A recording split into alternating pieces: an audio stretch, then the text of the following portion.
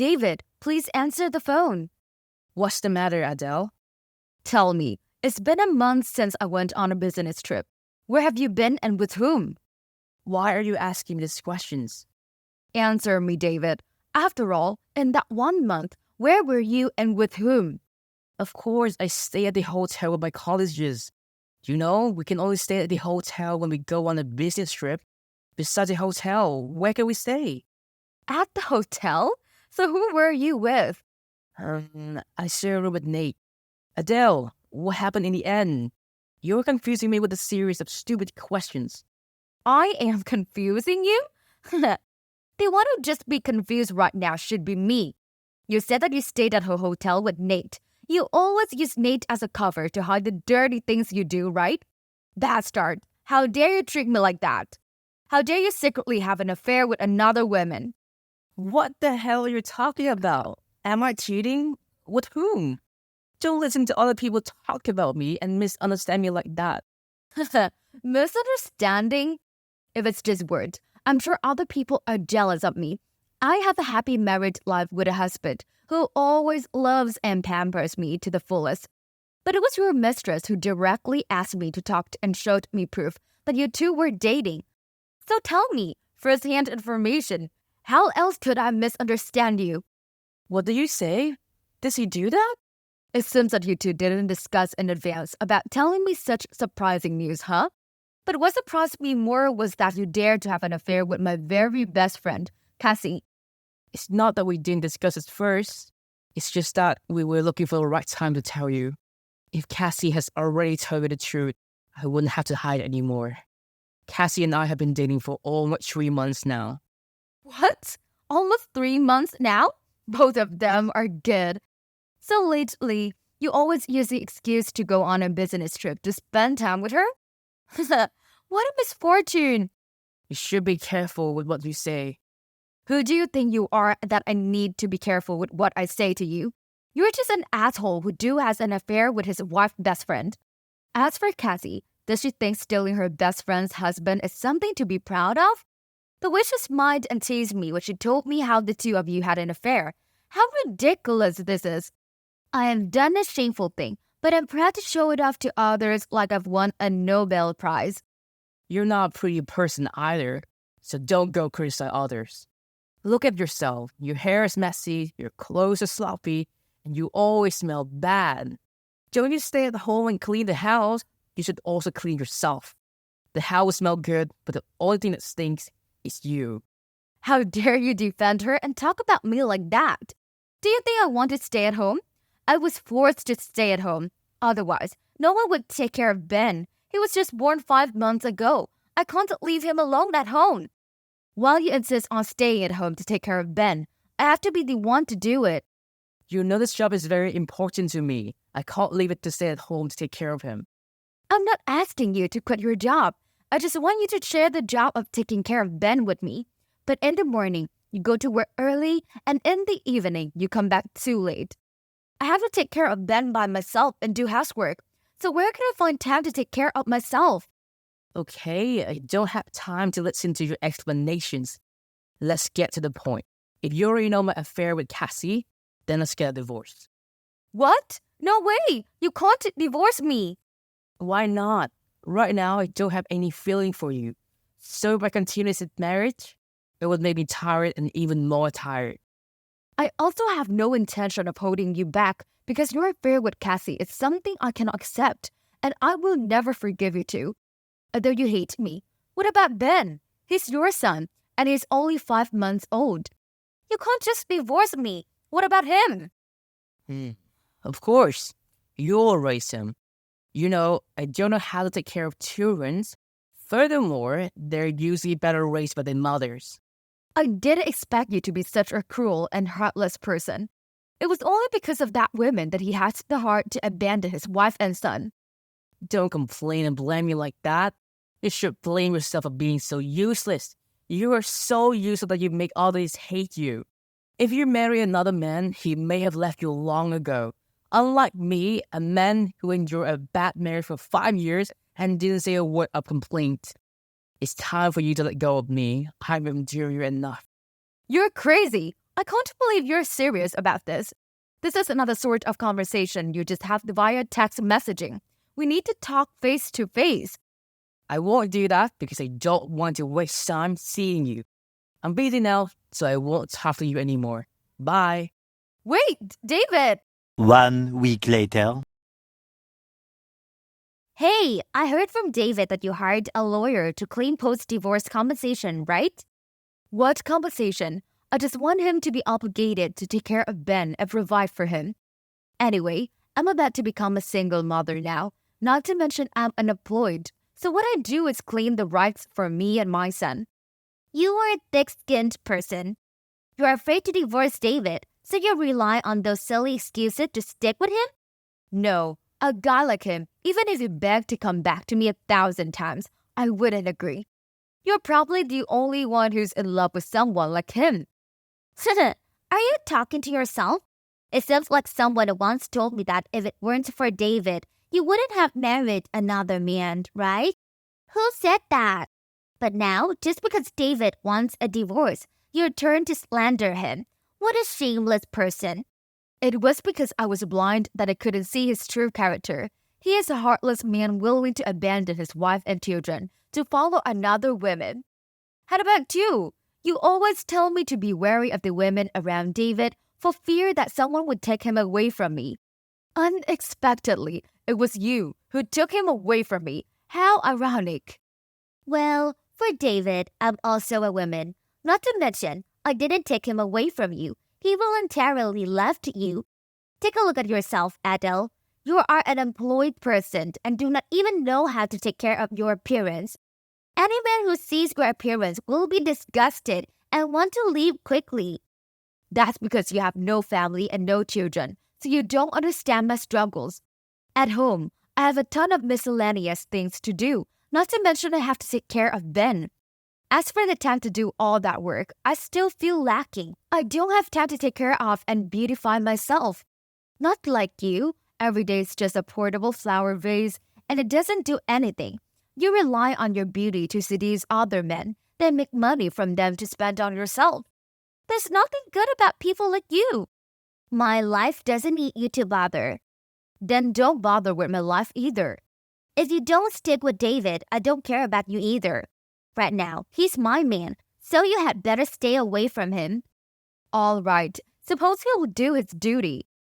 You cling like leeches.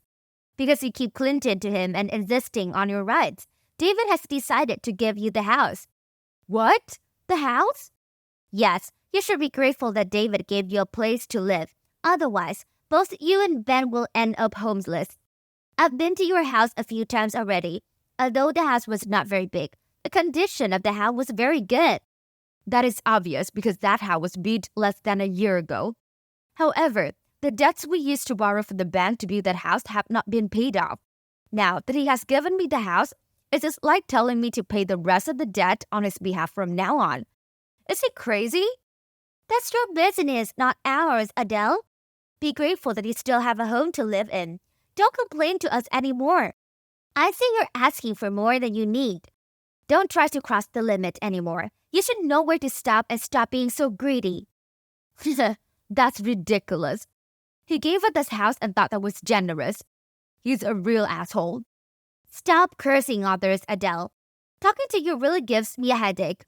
David had decided. You just obediently follow his decision. Try to live well and raise Ben to grow up. Do you think I would follow his advice and let this go so easily? In your dreams. 12 years later. Hello? It's me, David. Adele, how are you these days? Are you fine? I haven't contacted you for a long time. Huh? David? Is that you? What's the matter with you contacting me? After all these years, I thought you would never contact me again. Huh? What, do you have some problem with me messaging you? Nothing. I was just a little surprised. Because the person who once left me and my son now suddenly texts to ask. If it was a surprise, it would be rather strange. Well, whatever. I'll try to keep it brief. It looks like I'll be coming back to my house pretty soon. Huh? Sorry? I'm afraid I don't understand what you mean. Your coming home has nothing to do with me. Why do you have to text me about this? It is related, of course, because you live in my house. Huh? Where do you think you'll be returning? Your house? What house are you talking about? I just told you I will be coming back to my house. So prepare yourself. I'm sorry? What? What do I have to prepare? And why do I have to? Don't tell me you expect me to prepare a delicious meal to wait for you to come back home. This is not what you want, is it? Of course. What the hell are you thinking? I mean, you had better get ready to pack up and move out of my house. Are you hoping that I will get what I've done and come back to you? Is this what you were hoping for?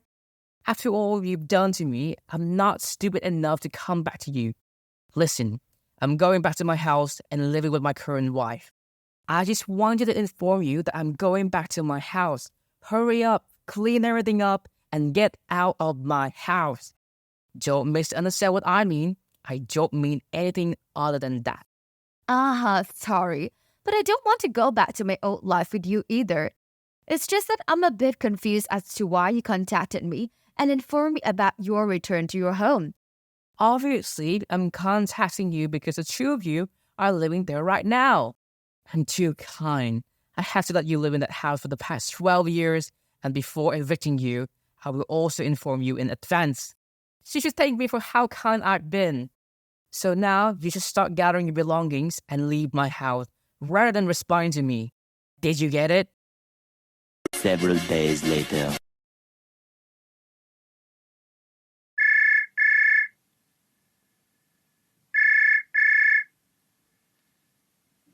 Hey Adele, what the hell are you trying to do? Why is the door locked? Huh? What are you talking about? Stop trying to pretend to be naive. This is our house. Get out already. Even if you try to bar us from entering by keeping the door locked, it won't change anything. Last time it was David, now it's you. Please stop bothering me and leave me alone. Cowards, are you planning to lock the door and hide in the house, not planning to go out? It was a waste of time when David warned you ahead of time to prepare yourself and move out of the house, but now you're playing this cowardly game. What? What cowardly thing did I do? And since when did locking the door when you left the house become such a cowardly thing? Are you not at home? Then hurry home and open the door for me quickly. David asked me to bring some luggage home to pack first, so I'm standing in front of the house. Huh? I'm going out for work, so I can't go back home now. And do you know where my house is? It's early in the morning. Stop doing these crazy things. I'm a bit busy right now, so I won't be able to talk to you. Yeah, you just wait there. I'll give David a call. 1 hour later. After all, what are you doing? Are you deliberately not understanding what I'm saying? Clean up your things and get out of my house. Now! You keep telling me to get out of your house. What house is it anyway? Of course, the house I get you and Ben to live in 12 years ago. Oh, so about that house. Are you trying to make a funny joke for me? What? What are you trying to say? Just shut up, come back home, and open the door for us right now. Okay, I see what's going on now. Huh? What do you mean? From what you're saying, I'm pretty sure you are currently trying to get into the house where you think we're living, right? But you're wrong. We haven't lived there for a while. Wait, what are you talking about? Oh, you don't understand what's going on. Okay, I'd be happy to explain. It all started 12 years ago. I had my lawyer sue you so you could pay me both child support and compensation for your cheating. Remember? Yeah, I remember. What about it? You were making such a mess of things with your insolent demands. Even though it was kind enough to let you have my house, you still had to go and get a lawyer so you could drain even more money from me. You really are a coward. I didn't do anything wrong. That's what you're supposed to do. Having to pay restitution and child support is not at all unusual, especially after you abandon your own child, is it? That is understandable to anyone. If I had done something wrong, the court would have handled the case differently. But what I did was absolutely right.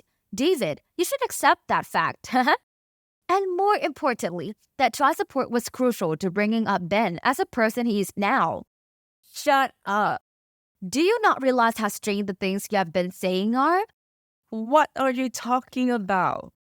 Well, don't you remember? You said you were handing over that house to me.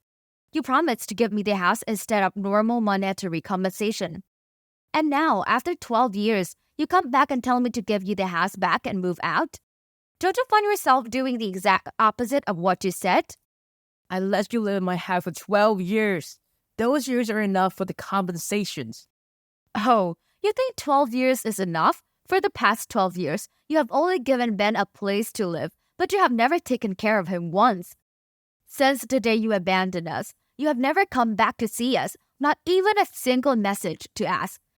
You seem to have disappeared from our lives. Are you making fun of me? You've been getting compensation from me through that house this whole time.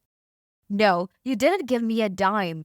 The entire amount of compensation was given to me by your parents. That money I did not force them to give, but they voluntarily did it because they loved their grandson and me. How disappointed they were with the son they raised at a young. When he was growing up, he dared to have an affair with another woman and betray his wife. Stop talking nonsense. Are you telling me you want the house even after stealing tens of thousands of dollars from me? That is a completely absurd request, as even someone stupid can see. That's ridiculous.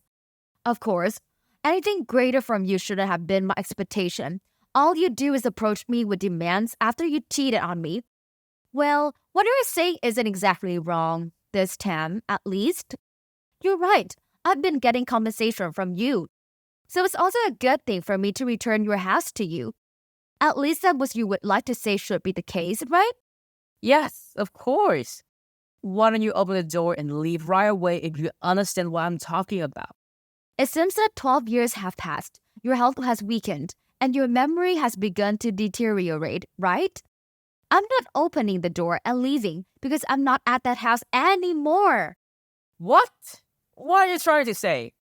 You forget it, do you? I even texted you many times about this issue, but you ignored it. Why don't you try reading the messages I've sent you again? Maybe you know the reason. I no longer reside at that house with your son. Since I do not live there anymore, I am unable to unlock the door.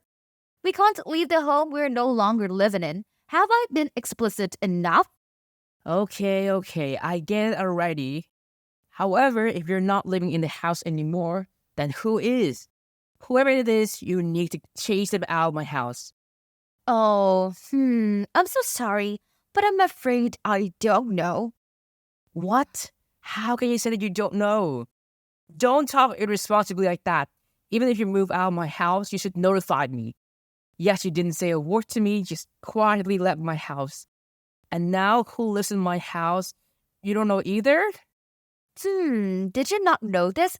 I am quite sure I told this to your parents shortly after we moved out. What? Did you? Seriously? Well, yeah, of course, we did. It's not like we have a house and can just live in it forever without worrying. That would be too simple. Have you forgotten that after the house dispute, we still have a large debt to the bank? Owning a home has a variety of difficulties that I just didn't think I could handle. So, I spoke about it in details with your parents, considering selling the house, because its loans were still in your name, and you didn't want to speak with me. They must have told you about this, but I bet you forgot about it the way you usually do. Yeah, maybe I forgot it. Because you cannot change ownership of a property with a loan on it, we were unable to legally transfer ownership of the property. The amount of the loan that was still owed was quite large because the house was still relatively new at the time. Before handing over the house to me, the lawyer didn't tell you what you needed to do.